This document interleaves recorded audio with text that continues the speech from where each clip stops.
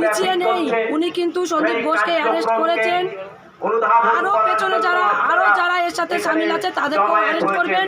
এবং আমরা চাই যারা আমাদের এই বোনটিকে যেভাবে দর্শন করে তাকে হত্যা করা হলো, আমরা তার শাস্তির দাবিতে আজকে আমরা রাস্তায় নেমেছি। এবং এইরকম ঘটনা রাজ্যে যেখানে যেখানে হচ্ছে, সেই বোন সেই সন্তানেদের অত্যাচারের দাবিতে আমরা তাদের বিচারের দাবিতে আজকে আমাদের রাস্তায় নামা। আমরা বিচার চাই।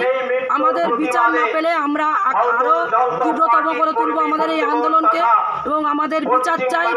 আমাদের দফা 1 দাবি 1, মুখ্যমন্ত্রীর পদত্যাগ।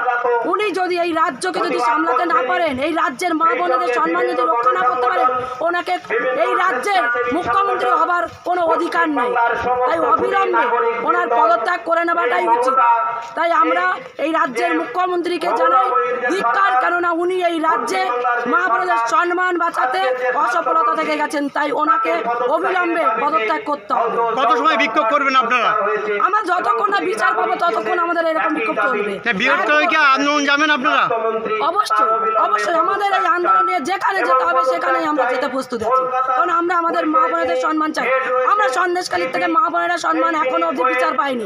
আর আজকে যদি এই অভয়া বোনটি যদি না বিচার পায়, এর মা বাবা যদি না বিচার পায় এই মেয়েটার হত্যা, এরপরেও দীর্ঘদিন ধরে এরকম অত্যাচার চলে যাবে, বিচার পাবে না। এরপরে বোন থেকে নিয়ে শুরু করে বয়স্ক মা বোনের ওপরে এরকম একইভাবে অত্যাচার চলবে, তারা বিচার পাবে না। আমরা এর বিচার চাই, অপরাধীদের শাস্তি চাই।